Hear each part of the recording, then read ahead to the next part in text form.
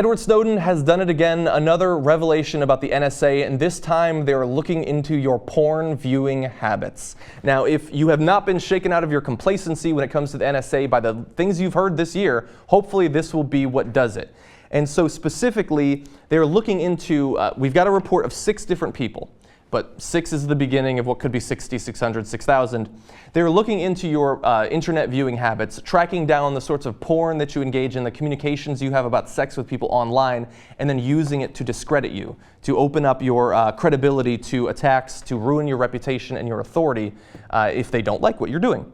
Now, specifically, the NSA document that Edward Snowden released says that among the vulnerabilities that they're looking on are viewing sexually explicit material online and using sexually explicit persuasive language when communicating with inexperienced young girls. So if you are a radical and you're trying to shake things up, look for women who have some experience, because apparently the NSA doesn't care about you talking to them.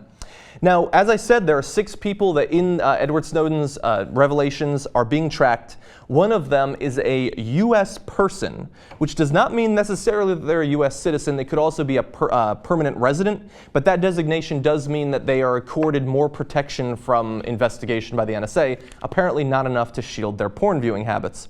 To give you an idea of some of the things that they're finding out about these people and that they will be spreading to discredit them, one target's offending argument that they made is that non-Muslims are a threat to Islam, and a vulnerability listed against him is online promiscuity. I would think that that would lead to some sort of virtual high five or something like that, but apparently they think that it could ruin his reputation. Another target, a foreign citizen the NSA describes as a respected academic, holds the offending view that offensive jihad is justified, and his vulnerabilities are listed as online promiscuity, again, and that he publishes articles without checking facts. Now, I don't think that offensive jihad is generally justified. I think that we have an academic disagreement between us there. And I don't, as a former graduate student, I do not respect anyone who publishes articles without checking their facts. It's a big problem I have with Fox News. But it seems like at that point, with the level of language he's using, maybe stay out of his porn viewing habits. Now, as we've said, over the past, it feels like 8-9 months, Edward Snowden has been revealing a ton of different abuses of the NSA and other intelligence gathering departments of the US government.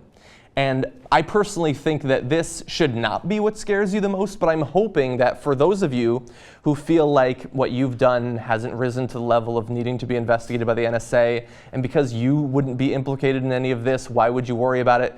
The fact that they're looking into the way that you're communicating with people you want to hook up with, or the sorts of porn that you're looking into, that should be scary.